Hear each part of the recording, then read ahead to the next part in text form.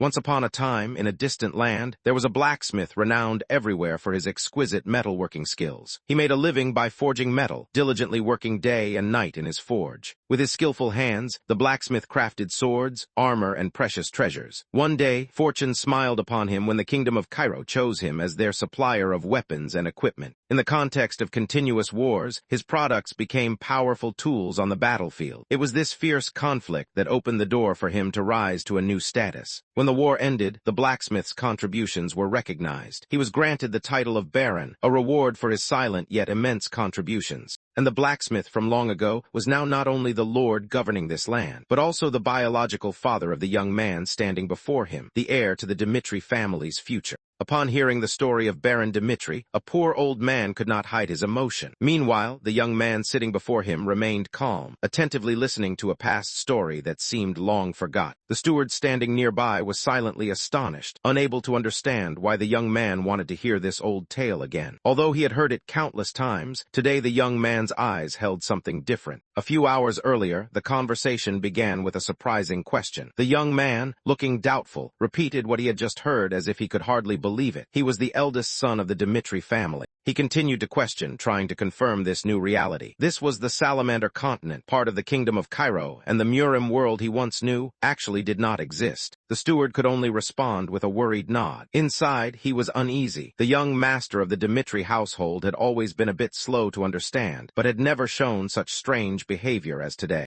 The steward grew anxious, recalling that young nobles recently tended to use addictive substances. He feared that young Master Roman might have fallen into that path. His worry deepened when he remembered rumors about a drug craze among the young nobility. A fear arose within him that Roman might be no exception. While everyone was talking, another servant reminded Roman that today was the day his fiancée, the Lady Lawrence, would visit, but he seemed indifferent. Although the eldest son, Roman did nothing useful for the family, causing others to call him Roman the Fool. Yet, when reminded about Lady Lawrence, he simply said he had more important matters to attend to. Roman requested to meet the oldest person in the region, declaring that he needed to learn how to live in this world rather than meet his fiancée. The steward was confused but obeyed, though filled with suspicion and bewilderment. From here, the story officially returned to the present. The old man cleared his throat softly, ending the story with a deep voice. To him, that was all he knew, a small fragment of memory about the past that the young man was trying to piece together. Roman bowed his head to thank the storyteller, showing a rare politeness and respect from a noble. The old man was moved, bowing back respectfully, considering it a great honor to converse with him. Sitting in contemplation, the young man softly repeated the name Roman Dmitri, a name he now had to get used to as his new identity.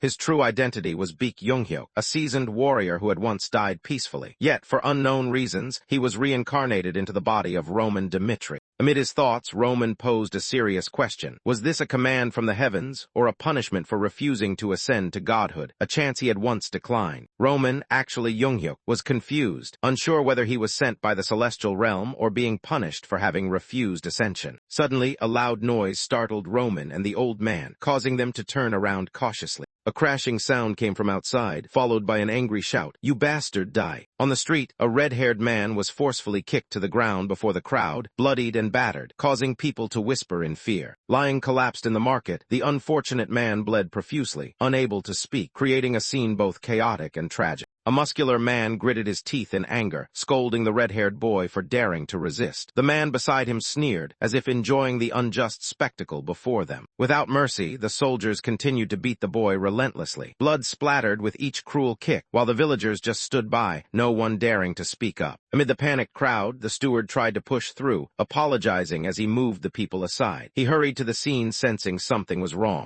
At that moment, his eyes suddenly hardened when he saw the terrifying fang tattoo on the back of one of the attackers. Memories resurfaced, and he could not hide his horror. A nearby villager noticed the change in the steward's face and asked why, but he remained silent, his eyes filled with caution, a bad premonition rising within him. Hearing the steward's urgent call, Roman turned his head with a calm but resolute gaze, a demeanor very different from the foolish image everyone knew. Roman quickly identified the Fang tattoo as the mark of the Blood Fangs organization, a notorious criminal group specializing in loan sharking and threatening villagers. The steward explained that Blood Fangs not only ravaged the Dmitri lands, but also brought disaster to neighboring areas. The boy being beaten was a victim of unpaid debt. Although the steward advised avoiding involvement to protect his identity, Roman had already disappeared from his spot without leaving any reply. Immediately after, to the attacker's astonishment, a firm voice rang out from the shadows. Enough! Roman had appeared to stop the violence. Before the crowd's shocked eyes, Roman Dmitri stepped onto the scene where the blood fangs were tormenting the villagers. The steward hurried after him, horrified, calling his name, unable to believe this sudden courage. Roman did not stop but continued to walk slowly yet majestically. His eyes were cold and unwavering, freezing the atmosphere around him. The bald man, the leader of the attackers, frowned upon recognizing the newcomer. He repeated the name Roman Dmitri with surprise and sarcasm, as if dismissing the noble's status. A sneer curled his lips into a contemptuous smile. It seemed Roman's appearance only amused him, posing no threat at all. Mocking laughter echoed throughout the market as he and his gang ridiculed Roman. To them, a weak noble like Roman had no right to command or interfere. Yet Roman remained silent, his gaze steady, as if waiting for the right moment to act. While the thugs continued to assault the red-haired boy, a commanding voice rang out. It was Roman Dmitri. Each step he took forward made the group involuntarily turn around, eyes wide with shock. Roman walked into the market with a cold and decisive expression. Without saying a word, his presence alone caused those around to pause, uneasy before someone once considered insignificant. The bald man looked at Roman suspiciously, then called his name with a tone half surprised, half mocking. Fearless, he smiled disdainfully, ready to provoke a noble he thought was still useless. The whole gang burst into laughter, disbelieving that Roman Dmitri dared to intervene. To them, he was just a spoiled noble who thought his status would make everyone bow. Their laughter echoed challengingly in the air. The leader spoke up to warn Roman not to interfere in their affairs. Meanwhile, the red-haired boy was still held firmly on the ground, powerless to resist, while the henchmen sneered as if no one dared to stop them. In front of everyone, one of the blood fangs continued to mercilessly beat the red-haired boy. Hans spoke up to explain. Although failing to repay a debt-deserved punishment, the loan sharks had no right to assault others at will. Hans solemnly declared. More importantly, these people had dared to insult a member of the Dmitri family. That was an unforgivable crime, one that even a life could not atone for. According to the law, they deserved the death penalty. The pressure from Hans's statement immediately made the attackers tense. The atmosphere grew heavy, causing even the bystanders to shudder as they witnessed the sudden shift in the situation. Hans shuddered slightly under the mounting pressure, clearly sensing the rising murderous intent. Meanwhile, the blood fangs' eyes gradually turned wary, realizing they had provoked someone they shouldn't have. Roman stepped forward, his cold voice ringing out in the tense air. "Do you understand? You have violated the laws of this land." His presence dealt a powerful blow to the gang's authority. Roman tightened his grip on the staff, his gaze resolute. He was not only protecting a civilian, but also preparing to declare something serious. In front of everyone, Roman boldly introduced himself. As the eldest son of the lord of this land, Baron Romero Dmitri, he had the legitimate right to punish those who insulted the honor of the Dmitri house. The bald man sneered, thinking Roman was just a naive rich kid who didn't understand how the world worked. He had no respect for the noble authority Roman represented. The leader and his gang began drawing their weapons, mocking that Roman needed to be taught a lesson for daring to challenge the blood fangs, a move they considered courting trouble. One of the henchmen chuckled lightly, affirming his suspicion that Roman was just a foolish noble who didn't know who he was dealing with. The blood fangs leader's eyes widened suspiciously upon hearing Roman's cryptic declaration. He did not yet understand the anger rising before him. Roman stomped his foot on the ground, his voice icy cold, declaring that all of them were trash if they dared to speak disrespectfully to the head of this land. No longer holding back, Roman charged straight at the enemies, his sharp gaze showing his determination to punish the criminals with his own hands. The Blood Fangs gang was startled by the sudden move, shouting in unison as they drew their weapons to counterattack. The bald leader gritted his teeth and lunged forward to strike back, unaware that true fury was about to descend upon him. Roman rushed straight at the bald man, his cold eyes piercing through the raised arm of his opponent. Though the man struck first, Roman did not dodge but closed in with terrifying speed. The bald man's eyes widened in horror as he realized he had been outpaced in an instant. He had no time to react, completely caught off guard by Roman's speed. The staff in Roman's hand pierced straight into the target, blood spurting violently. The counterattack was decisive, cold, and resolute. One of the blood fangs screamed in pain as he was stabbed through the chest. Roman held his weapon firmly, expression unchanged, while the opponent collapsed with a strangled scream. Blood dripped drop by drop from the tip of Roman's staff onto the ground. The space fell silent, only the sound of drip, drip echoing, signaling the beginning of relentless punishment. The Blood Fang's leader clutched his chest wound, blood flowing non-stop, howling in agony. Roman stepped forward coldly, still gripping the bloodied staff, causing the others to retreat cautiously. Refusing to let their leader fall alone, the henchmen simultaneously drew their weapons, shouting in anger and fear. They all charged at Roman, determined to settle the score with the one who dared to humiliate them in broad daylight. Hans panicked seeing his master face the entire gang alone, desperately shouting Roman's name. He knew the situation was extremely dangerous, but could not intervene in the chaotic fight. One of the blood fangs shouted and lunged at Roman with a slashing knife. The sharp whistle of the blade tore through the air, the deadly strike aimed straight at Roman's head. Roman immediately turned his head, his cold eyes meeting the blade cutting through the air. For a moment, time seemed to slow, a moment between life and death decided by the reflexes of a true warrior. The Blood Fang's member suddenly struck Roman's leg hard, causing him to lean to one side. But what stunned him was Roman's expression, calm and unafraid, eerily composed. A smack sound echoed with blood as the ruthless blade pierced Roman's shoulder. Blood splattered, staining the noble cloak red. A surprise strike, but it did not make him falter as they had hoped. The steward was stunned, witnessing everything unfold in an instant. With extreme bewilderment, he could not believe the scene before him. Could this really be the Roman he once knew? The scene was beyond the villagers' imagination. Roman Dmitri, once seen as useless, now wielded a wooden staff to strike back at his attackers. A decisive counterattack that shocked the thugs into retreat. In the moment he opened his eyes after the attack, Roman showed no fear or hesitation. The first thing he saw was the path he needed to take, with a determined gaze and unwavering resolve. On the floor of the old room, beside a tipped cup still containing poisonous liquid, lay a brief will, a testament to Roman Dmitri's desperate final choice, unable to bear the pressure of fate. The kingdom of Cairo was always under the threat of war. By law, every noble family had to send a relative to serve in national defense for 2 years, and Roman was the one chosen in the Dmitri family. Roman, weak and timid, could not face that fate. Trapped by fear, he chose the coward's path, ending his life to escape his duty.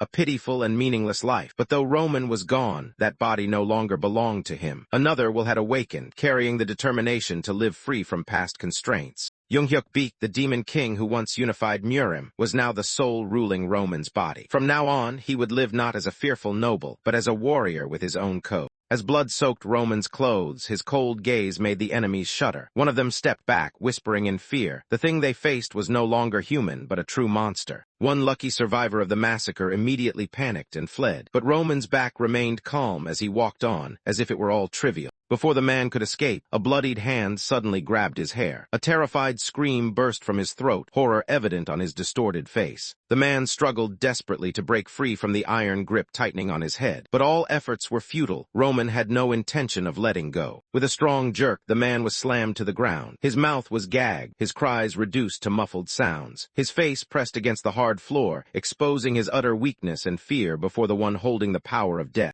Roman calmly declared his principle: to maintain order, there must be laws. He did not intend to take the man's life this time, but the sword was drawn, ready for another form of punishment. Though sparing his life, Roman did not forget the opponent's insulting words. With cold eyes, he grabbed the man's head, preparing to punish him for his malicious tongue. In the wide eyes filled with fear, the opponent finally realized the absolute disparity. That gaze was not of a human, but of one who stands above life and death. A muffled scream echoed in the deep red blood. The cold slashes fell like an unchallengeable verdict. Blood dripped onto the floor with a chilling drip. A splat sounded as a blood-soaked chunk of flesh fell to the ground, ending the pleas. The price for insolence, Roman did not kill, but the man would never forget this day. The punished man held his face, blood dripping drop by drop onto the ground. Though completely subdued, his groans choked in his throat like a final desperate plea. Before the horrified eyes of the villagers, Roman Dmitri coldly declared his identity. The atmosphere immediately darkened, and people whispered his name in shock and caution. Roman stood amid the blood, flames rising as if reflecting absolute authority. His voice rang out clearly and without hesitation. If anyone was dissatisfied with the punishment he had given, step forward, he was ready to face them.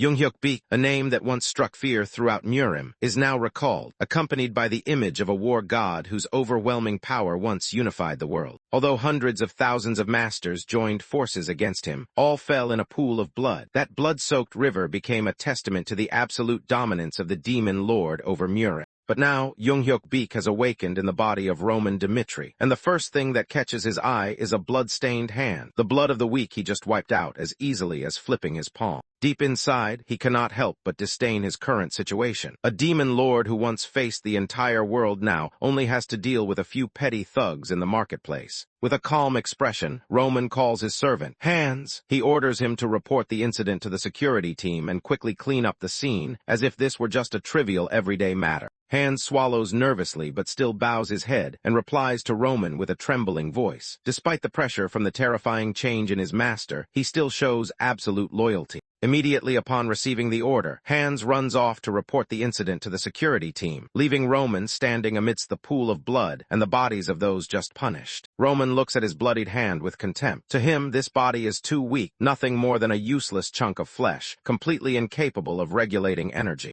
He clenches his fist, determined to gather more information and improve his current body. At that moment, a timid voice calls out from behind, addressing him with a respectful title. The red-haired boy, the victim of the assault, limps forward, thanking Roman in a weak voice. Roman glances at him, confirming that this is the person attacked earlier by the gang. Roman turns away, coldly denying any goodwill. The boy should not misunderstand. His intervention was not out of kindness but simply to enforce justice. With a sharp gaze, Roman declares the real reason. The blood fangs broke the law and were punished. However, the boy is not exempt from responsibility. Roman demands a full explanation of the incident, forbidding any lies. His voice deepens as he issues a chilling warning. If the boy dares to lie, he will pay with his own tongue. Fearful, the boy swallows hard, too scared to resist. Under heavy pressure, the boy finally speaks, addressing Roman as "my lord" and preparing to confess everything seriously. The boy begins to recount his family's story. His parents had borrowed money from the Blood Fangs to buy farmland. If not for seasonal obstacles, his family could have repaid in full. The red-haired boy shouts in anguish, pouring all his hatred into the name Blood Fangs, those who drove his family to the brink of ruin. Pain floods back as he recalls the vile plot. The Blood Fangs deliberately ensured his family could not repay their debt, pushing them into desperation with cruel tactics. The harsh truth becomes clear as the boy reveals that they destroyed the entire harvest, extinguishing his family's last hope completely.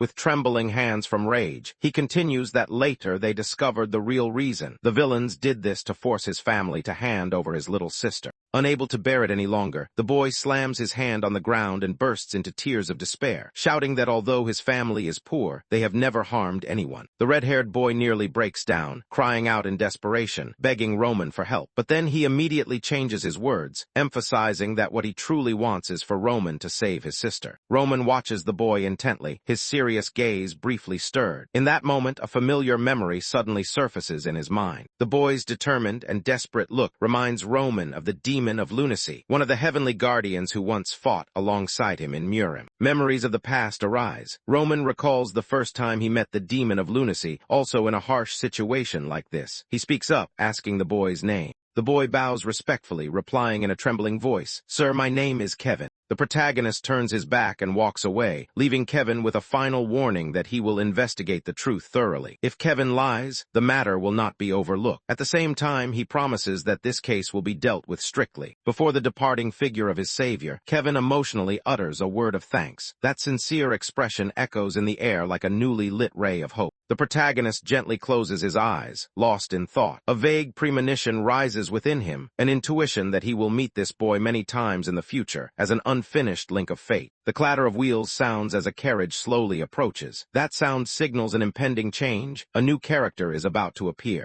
Inside the luxurious carriage, a servant reports to the lady, "Miss Flora, we are about to arrive at the Dmitri territory." The next act of the drama is about to unfold. Flora sits quietly in the carriage, her gaze directed out the window with a contemplative expression. Though she sighs heavily, she maintains a calm exterior as she utters, "I understand." The noble girl Flora looks straight ahead, briefly closing and opening her eyes as if to reassure herself. The name Roman Dmitri echoes in her heart, the man she is about to meet. A month ago, Flora was shocked to hear news of an arranged marriage. The news struck like a thunderbolt. She would have to marry someone from the Dmitri family. Flora's father stands with his back to her, his eyes heavy with worry as he admits their territory is in dire straits. Marrying into the Dmitri family is the only way to save the situation. Flora cannot believe the truth that her beloved father is willing to marry her off like a commodity, all just to secure the family's survival. Worse still, the name Roman Dmitri is associated with the working class in the mines.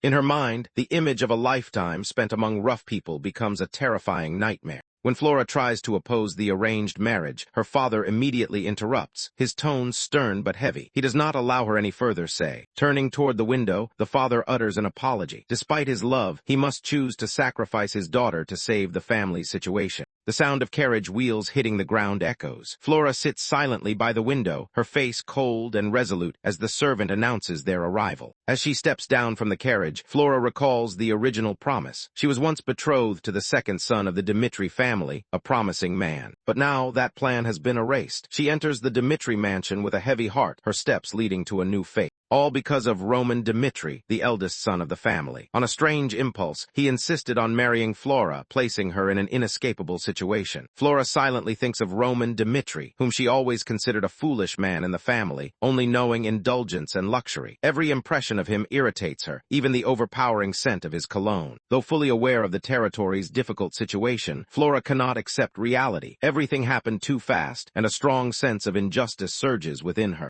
Determined, Flora clenches her fist, ready to voice her stance. She calls Roman's name firmly, prepared to speak what she has long held inside. With a resolute gaze, Flora bluntly declares she wants to cancel the arranged marriage between the two families. Her words explode like a bomb in the quiet space. However, contrary to expectations, Roman only slightly raises an eyebrow and then breaks into a bright smile. Without hesitation, he immediately agrees, then cancel it. The unexpected answer left Flora stunned. She widened her eyes in surprise, unable to believe things could be so simple. Roman Dmitri responded seriously but with self-mockery, admitting he was not a suitable marriage candidate for a lady like Flora. He agreed with canceling the engagement, considering it the right choice for both. Flora looked at Roman confused, harboring doubts about his strange behavior and words. She couldn't tell if he was joking or truly serious. Not giving Flora a chance to react, Roman quickly turned and left, saying he had to immediately share the good news with his father. His urgency startled Flora, who called out to him. When Roman turned back, Flora anxiously asked if the rumor that he once desperately wanted to marry her was true. Roman's cold expression only deepened her confusion. Flora tried to find an explanation but was suddenly interrupted by Roman's direct question, whether she wanted to marry him. Under his intense gaze, she stammered a denial but was not decisive. Roman decisively ended the conversation, affirming that both agreed to cancel the engagement and should not waste more time. He also assured he would take full responsibility for this, leaving Flora stunned behind him. Roman Dmitri walked away without hesitation, casually admitting he was already known as the Dmitri family fool. Indifferently, he said being called the engagement breaker wouldn't further damage his already poor reputation. Flora stood frozen, watching Roman's retreating figure, feeling a strange sensation. She couldn't help but wonder, was the man before her really the fool she had heard about? While Roman confidently moved forward, Flora remained confused behind. Thoughts rushed through her mind. Could this really be the Dmitri fool everyone talked about? Roman stopped before a large door, turning decisively. Noise erupted from inside as he opened it. Surprise and fierce reactions awaited him immediately. An outraged shout echoed, "What? You want to cancel the engagement?" The atmosphere instantly tensed, reflecting the shock and anger of those inside upon hearing the news. Roman calmly confirmed the matter, stating he had already spoken with Lady Lawrence. His father, trembling with anger, shouted furiously, "You fool of the house!" A complete outburst of rage. Roman's father angrily yelled, reminding that although his son was called the Dmitri fool, he had done everything to give him the best life. He believed the marriage to Lady Lawrence was a golden opportunity to strengthen the family's noble status. Unable to contain his anger, he continued scolding Roman for previously complaining about wanting to marry a beautiful lady, but now refusing the marriage. Roman simply responded with a quiet apology. In his fury, the father grabbed a wine glass from the table and shouted, asking if Roman thought a simple apology could solve everything. Immediately after, the glass struck Roman's head with a strong impact, but he did not resist, standing silently and enduring it. Roman's father spoke each word harshly, saying that if Roman had agreed to marry, he could have used his connections to help him avoid military service. But now, there was no other way. In 6 months, Roman would be sent to the battlefield. Despite bleeding from the blow, Roman remained calm. He stated he had nothing to justify and calmly repeated the punishment of the Blood Fangs gang, which made his father suspicious, believing someone must be helping him behind the scenes. His father warned that if the Blood Fangs organization pursued Roman, he could not intervene. To him, if Roman did not fulfill his filial duties, he would have to bear the consequences alone from now on. He continued, declaring that this time he would no longer help Roman. He would have to face the troubles he caused all by himself. Roman stood silently by the door while his father expected him to beg for forgiveness. Instead, Roman calmly replied, "Yes, father." With determined eyes and blood still flowing from his wound, Roman declared he would handle everything on his own, without relying on anyone. Roman admitted that he was the cause of all the trouble, so it was only natural for him to resolve it himself. His words left his father stunned, unable to respond. Before leaving, Roman coldly said he would return after settling everything. His father could only call out unconsciously, "Wait." Roman stood silently before the closing door, his eyes heavy, his hand gripping the edge of his shirt as if to suppress the emotions surging within. He gently pressed a handkerchief to the wound on his forehead, his movements slow and calm, as if the physical pain was nothing compared to what had just happened. Roman silently retorted, his cold eyes glancing back after wiping the blood. "How ridiculous!" A remark seemingly not directed at anyone in particular, but a comment on the harsh reality. Catching Lady Lawrence still standing there, Roman asked with mild surprise, "You're still here?" while she silently looked at him, unsure how to respond. Lady Lawrence turned and walked away anxiously, warning Roman that the Blood Fangs did not respect noble status and could strike anyone they saw as a threat. She was genuinely worried, stepping closer and emphasizing that if the Blood Fangs considered Roman a danger, they would surely seek revenge. She couldn't understand how he planned to confront that force without family backing. Flora, still lying on the floor, advised Roman to abandon his pride and return to seek help from his father. She believed that was the only way to ensure safety against the terrifying Blood Fangs. Roman turned around, his gaze serious and cold, bluntly replying that he had no reason to follow that advice. Flora was shocked and about to argue, but he cut her off with a tired sigh, calling her name with disappointment. Roman stepped closer, coldly delivering a sarcastic remark that startled Flora. He told her she was meddling too much, as if her sincere worries were just useless interference. Flora was confused, unable to believe her ears, only managing to utter a doubtful, "Excuse me." A sunny morning shines on the balcony of Dimitri's mansion. In the peaceful light, a soft sigh echoes, signaling the uneasy mood of the person inside. Roman stands before the mirror, sensing the scent of spray covering his body. Hand sprays while explaining it's the only way to mask the blood odor left on him after the recent incident. Adjusting his collar, Roman complains that the outfit is too tight, making Hands awkward. Though helping, Hands can't help but worry about his master's impatient attitude. Hands seriously reminds Roman that today is his first meeting with his fiancée, Lady Lawrence. He urges Roman to maintain proper decorum to avoid making a bad impression. While silently tightening his tie, Roman thinks about the arranged marriage. To him, it's just a burden that binds him as he's just beginning to adapt to this new world. Hands announces Lady Lawrence is about to arrive, urging Roman to go downstairs to receive her. Though still doubtful about the marriage, Roman admits Hands is right and starts walking. Roman tells himself to be cautious when speaking with his fiancée. Though unwilling to continue the marriage, he has no intention of hurting her, an innocent party in this matter. He tries to carefully choose each word, hoping to end the engagement smoothly. In his heart, Roman has already made a firm decision. But as soon as he enters the room and sees Flora, he realizes she never intended to behave politely. That attitude completely changes Roman's approach.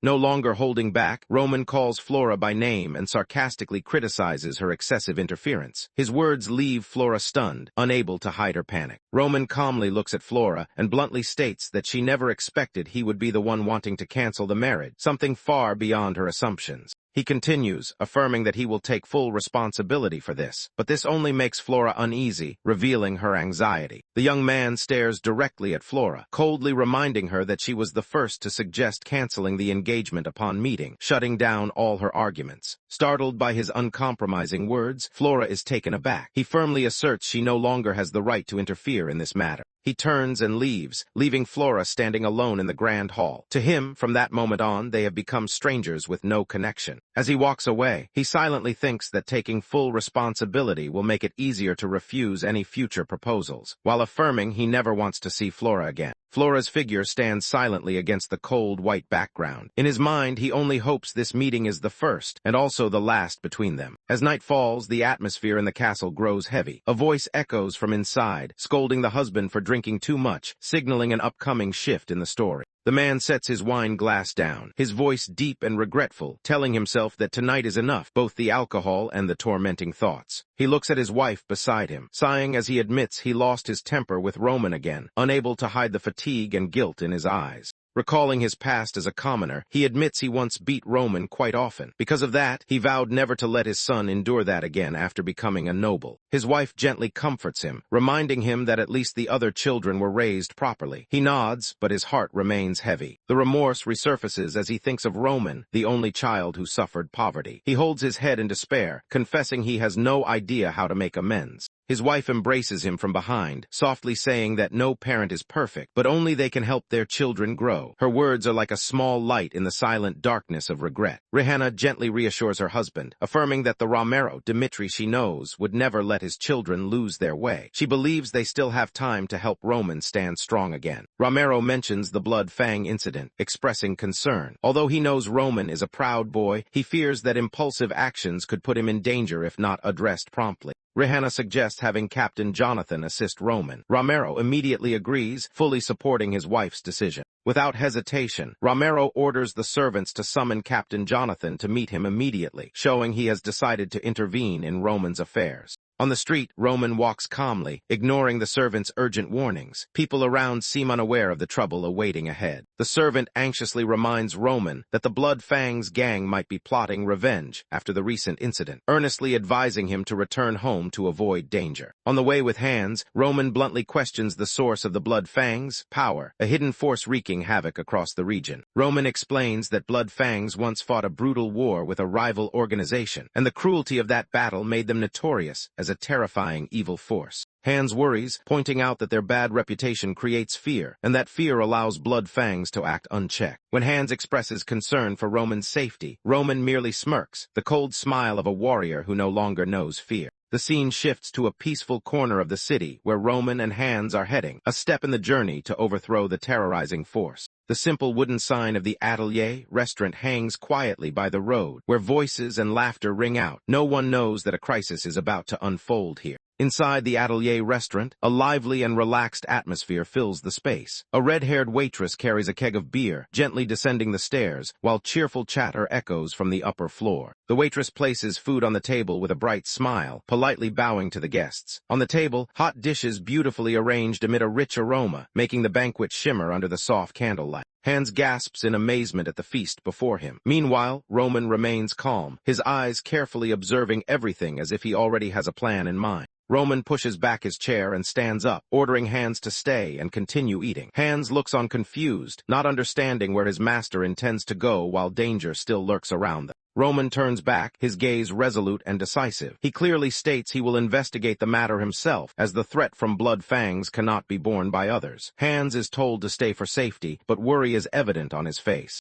Hans suddenly stands up, loudly objecting. He refuses to sit idly while Roman faces danger alone. His loyalty and concern for his master prevent him from standing by helplessly. Hans firmly opposes, declaring that even if he must risk himself, he cannot let his master confront danger alone. Roman silently watches Hans, somewhat surprised by the servant's deeply emotional loyalty. When directly asked about his loyalty, Hans hesitates briefly before seriously answering that as a servant, he must of course be loyal to his master. Roman smiles gently, telling Hans to do what's best for himself. There's no need to sacrifice more since he has done enough by accompanying him today. Though unwilling, Hans must watch Roman leave, his heart heavy with worry but powerless to do more than whisper a soft call. Standing pensively in the inn, Hans quietly thinks about Roman, the boy he once considered useless, now speaking words so profound and responsible that he can't help but wonder. Is this really Master Roman? Just after leaving the restaurant, Hans suddenly bumps into someone in his haste, startling those around. Without time to explain, he shouts that this is no time to sit still. There's an urgent matter to report. Meanwhile, Roman walks silently through the market street. After several days of observation, he realizes the Blood Fangs organization is not as strong as rumored. What makes them dangerous is merely a facade and the passivity of others. Roman analyzes that Blood Fangs members operate individually, making arrests difficult. Fearful of retaliation if actions are not decisive, no one dares to act first, creating a vicious cycle of helplessness.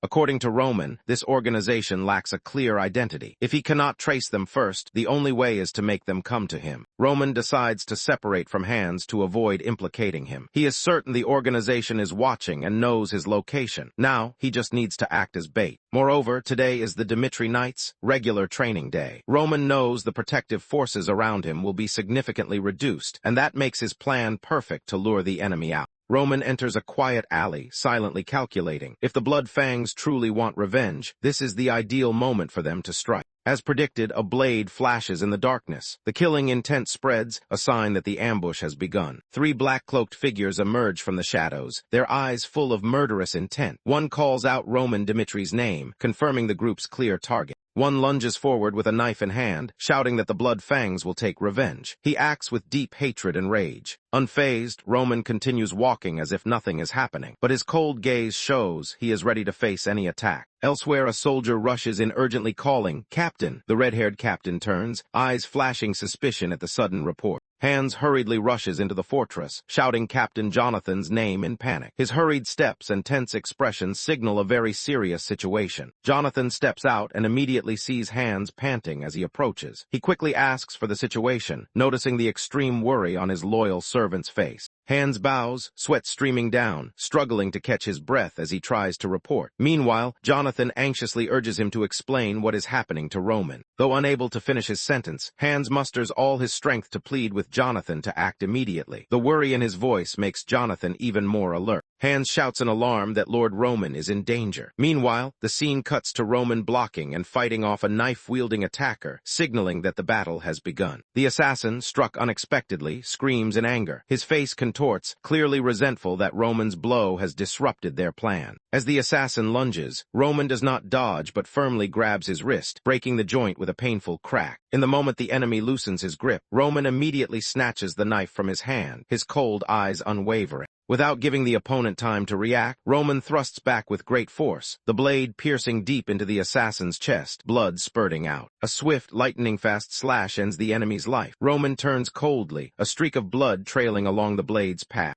Blood drips drop by drop onto the stone floor as Roman stands firm, while the assassin staggers, surprised by the prey's counterattack. The 2 remaining men were stunned as they witnessed their comrade being taken down in an instant, horrified as his body collapsed to the bloodied ground. Panic clearly spread across their faces. None of them expected Roman Dmitri to be completely different from the rumors, dangerous, ruthless, and chillingly cold. Roman Dmitri slightly curled his lips, his eyes half hidden beneath his hair carrying a provocative look. After defeating one enemy in a flash, he lifted his head and stared directly at the 2 remaining foes, asking briefly but with pressure, "So, what are you waiting for?" Before the stunned gaze of his opponents, Roman stepped forward steadily, blood still dripping from the knife in his hand. Without hesitation, he raised the weapon and gave a cold smile. "Come here." The aura radiating from him seemed to freeze the air, turning the predator into prey in the blink of an eye. Jonathan was shocked when he heard Hans recount everything. The fact that Roman Dmitri left the house without a single bodyguard was unbelievable to him. Hans confirmed the information in a hurried and anxious state. He asserted that Roman went alone to confront the Blood Fangs organization without any hesitation. The entire group of knights fell silent at Hans's confirmation. They never expected someone once considered as incompetent as Roman to act like that. Unable to hold back laughter, Jonathan and his comrades burst into loud laughter. To them, Roman going to fight alone was nothing but a ridiculous joke. Hans reacted fiercely, shouting in despair. He refused to accept that everyone still viewed Roman through the old lens, the useless heir from before. Jonathan immediately changed his expression. Remembering Lord Dmitri's instructions, he realized the situation was truly serious. There was no time to hesitate. Roman was in danger. Jonathan sighed wearily. Although not very interested, he had to admit that a person who didn't know how to use weapons like Roman causing trouble was indeed a big problem.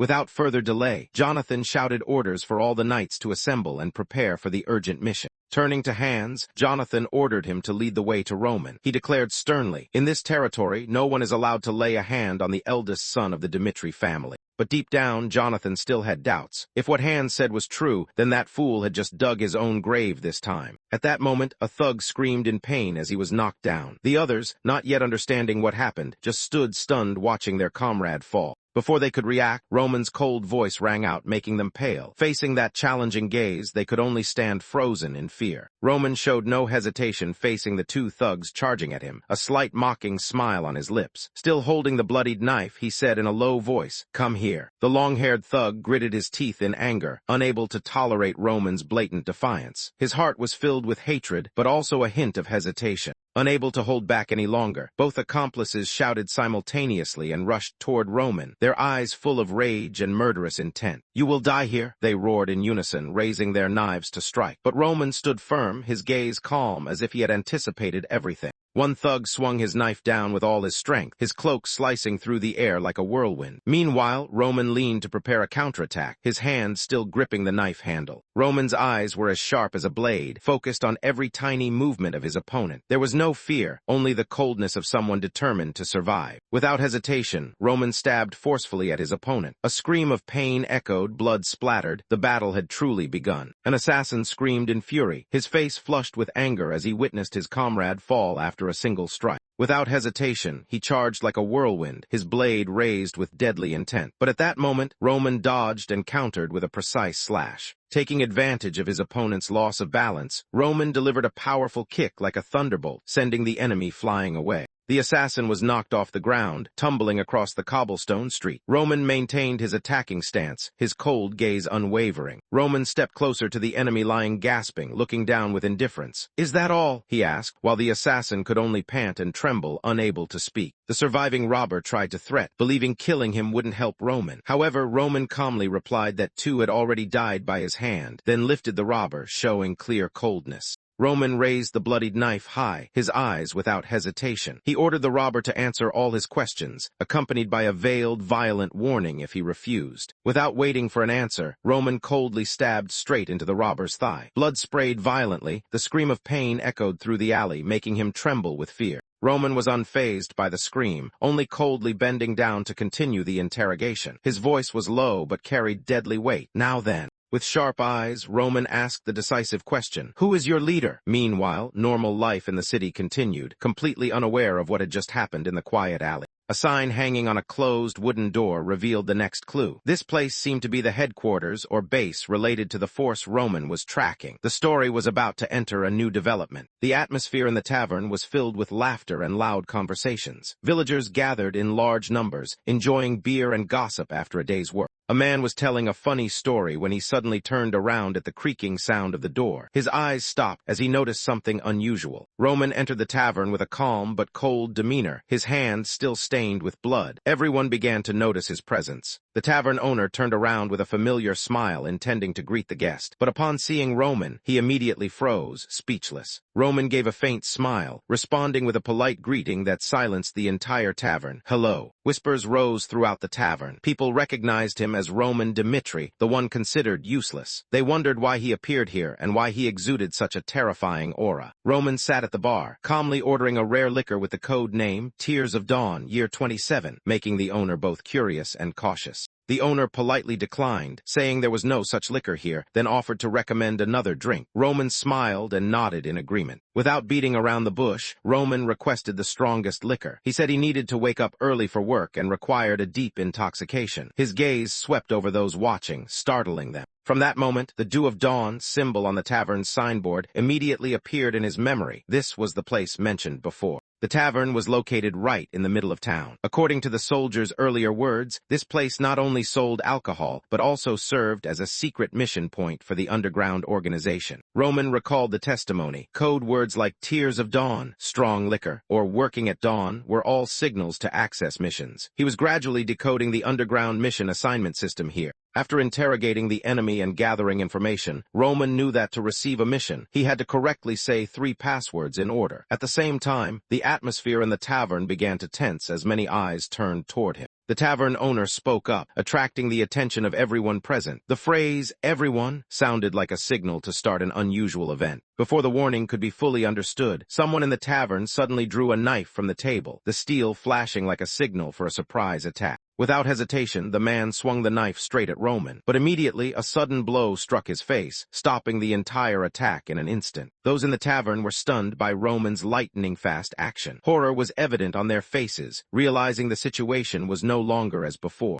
While the mastermind was still recovering, Roman quickly counterattacked, grabbing the opponent and slamming him onto the table with great force, asserting his dominance in the heart of the ambush. A loud noise erupted as the enraged crowd shouted in humiliation. They all stood up simultaneously, drew their weapons, and rushed to attack Roman. Screams rang out along with the sound of rapid footsteps. Someone shouted in fear, the city patrol was coming. Immediately, the thugs tried to flee. Chaos erupted as one unlucky man was thrown through the door, tumbling onto the street. One tried to counterattack, swinging his sword in desperation, but the strike was instantly blocked. He had no chance to act. Roman gently grabbed the opponent's face, squeezing hard to cause panic. Every move he made was decisive and overpowering. The entire tavern fell silent as they witnessed Roman lift the attacker with one hand. The disparity in strength left everyone unable to believe their eyes. The mercenaries were horrified as Roman took down 3 men in the blink of an eye. One exclaimed in astonishment that Roman was completely different from the rumors he had heard. A voice echoed inside Roman, claiming to be the strongest divine being of Murim, channeling divine energy to amplify his physical strength, albeit briefly and without revealing his full power.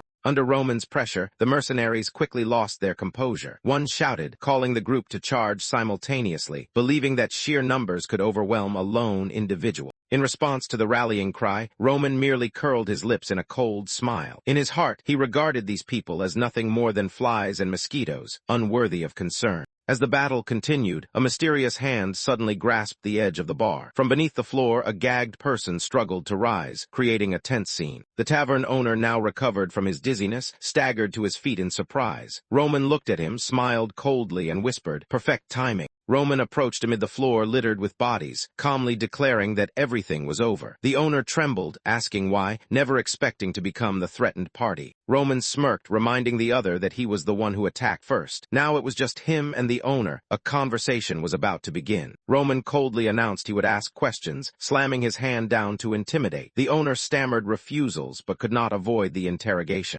At that moment, a guard captain appeared amid the chaos. Facing the numerous corpses and destruction, he asked in horror what had happened. A survivor lying near the bar froze upon realizing the terrible truth. All this chaos was caused by one person, Roman. The captain heard from his subordinate that one of the survivors upstairs reported Roman had left and was on his way to the land of Lawrence. Hearing the name Lawrence, the captain frowned suspiciously. Why was Roman going there? What was his true purpose? The answer was about to be revealed. The soldier continued, "It seems that," leaving the reason for Roman's sudden departure open, ushering in a new mysterious development in the land of Lawrence. 1 hour before the present moment, everything began on a normal morning, when sunlight filtered through the window of a seemingly peaceful house, completely contrasting with what was about to unfold inside. Roman, now standing in front of the tied-up man, spoke coldly, demanding answers. Receiving no response, he emphasized that the other party should cooperate if they wanted to lessen the pain for both sides. The atmosphere grew tense as Roman mentioned the 2 fingers that the captive had lost. The loud bang made the man tremble, but he gritted his teeth and endured. The captive struggled and shouted in resistance, declaring he had nothing to confess. Faced with Roman's indifference, he was met only with terrifying silence and a gaze as cold as steel. Screaming in despair, the man demanded to be killed on the spot and threatened that the Blood Fangs organization would seek revenge. Roman merely smiled faintly, as if amused by his futile recklessness. Roman chuckled softly, praising the stubborn type who fears no death, which only increased his interest. To him, such people were the most valuable sources of information, key pieces to exposing the Blood Fangs organization.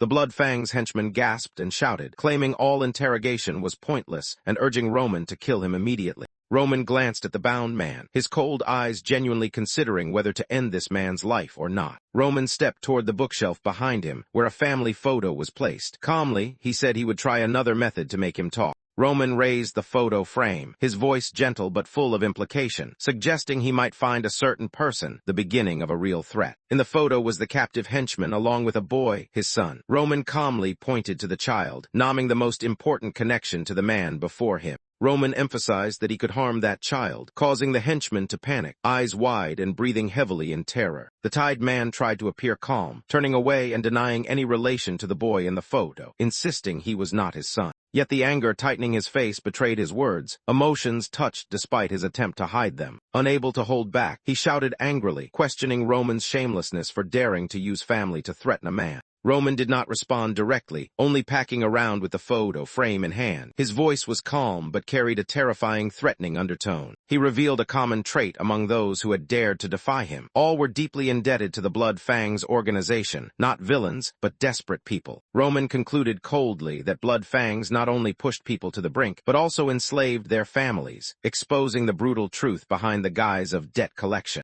The interrogator continued pressing, exposing Blood Fang's familiar tactic, cornering debtors to the edge, then taking their relatives hostage. He asserted this was an undeniable truth. The tied man clamped his mouth shut. Knowing these things were true, he still tried to calm himself and muttered, "Knowing doesn't change anything." The young noble smirked coldly. He warned the other to think carefully before remaining silent, as this time not only his life was threatened, but also his son's fate was at stake. No longer using threats, he bluntly declared he would kill the man's son if no answer was given. The sound of the photo frame breaking at his feet was an irrevocable oath. The photo fell to the ground, the glass shattered. The cold noble affirmed he would send knights to find that child, no matter the cost. The final declaration echoed hauntingly. He would not only kill, but also torture the child, making its death as slow and painful as possible. The man's eyes were filled with pain and despair, yet there was still a glimmer of hope as the young man gave him one last chance to choose. The male lead smiled coldly, presenting two clear options: continue to remain silent to protect the Blood Fangs organization, or reveal information to save his son's life. On a quiet street corner, morning sunlight shone down on a row of wooden houses, highlighting the stark contrast with the suffocating and tense atmosphere inside the interrogation room. A room shrouded in darkness, faint light filtering through a wooden window, revealing a place of confinement where members of the Blood Fangs organization were hiding or imprisoned.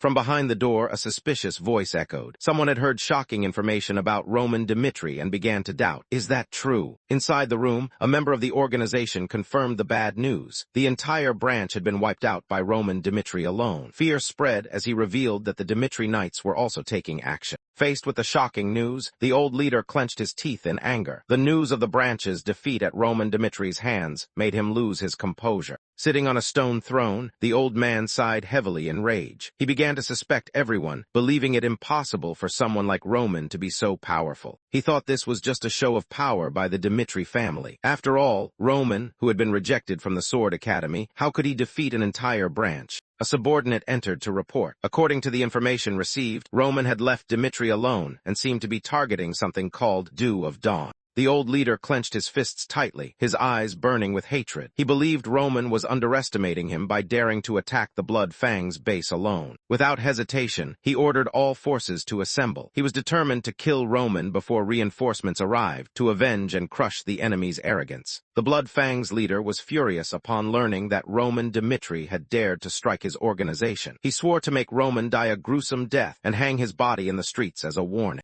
In his rage, he declared he would restore the fear associated with the Blood Fangs name, making the entire world tremble once again at the mention of the organization. The scene shifted to a magnificent castle, where nobles anxiously watched the Barco family's movements. A noble read an urgent document, inquiring about the current situation of the Barco family. The news confirmed Barco had taken action. At an emergency meeting, nobles reported that Barco had just borrowed a large sum from the gold bank, clearly indicating preparations for war. They urgently discussed strengthening forces to respond. The meeting leader sighed anxiously, bitterly realizing that everything had finally led to war, something he once thought impossible when first receiving the document from Barco. A council member could not hide his worry, admitting they never expected the central government to support the Barco family. Given the current situation, he feared they would have to cede land to Barco if no solution was found. Another senior member stood up, loudly opposing the idea of giving up land. He asserted that this fertile land was the foundation of Lawrence's development and was the one thing he would never accept losing. The debate grew tense as another presented evidence of a debt contract from ancestors, using the land as collateral. However, the old man angrily rebutted, claiming Barco had used a vile scheme to manipulate the central government.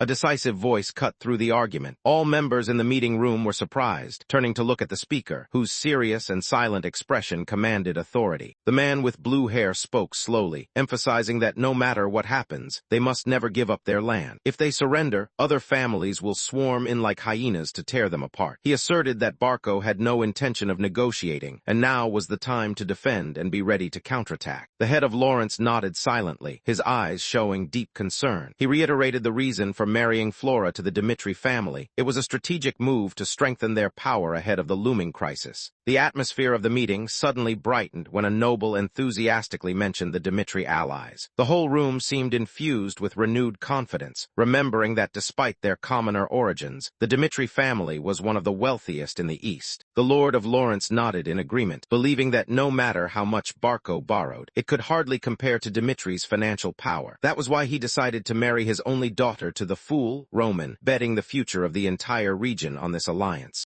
Another noble quickly reassured him, emphasizing that all actions stemmed from responsibility to the land of Lawrence. Marrying off Flora was the right decision, and no one could blame him for sacrificing personal interests for the greater good. Words of comfort echoed, but the only response was a dry hem behind the closed door. The Lord of Lawrence understood that no one else bore the heaviest burden in this storm but himself. Outside, Flora sighed softly. Her forced smile could not hide the sadness in her eyes. She was a pawn in political schemes, forced to bind her fate to a marriage not born of love. Flora anxiously clutched her chest, emotions in turmoil as she thought about facing Roman. Fear made her wonder how she could confess this truth to him. Packing outside the room, Flora struggled between two thoughts. On one side was duty to her family, on the other, a desire for freedom and to reject the engagement with the fool Roman. In the end, she steeled herself to speak out. Just as she stepped out of the hallway, Flora declared she could never marry someone she did not love. At that moment, a soldier rushed in, shouting, "My lord." Interrupted by the call, Flora turned around in confusion, not understanding what was happening. As the soldier saluted, Flora nodded reflexively, still unsettled. She intended to speak the truth but found her words caught in her throat. Shouts from outside startled Flora and those inside the mansion. Bad news was coming, making her even more flustered.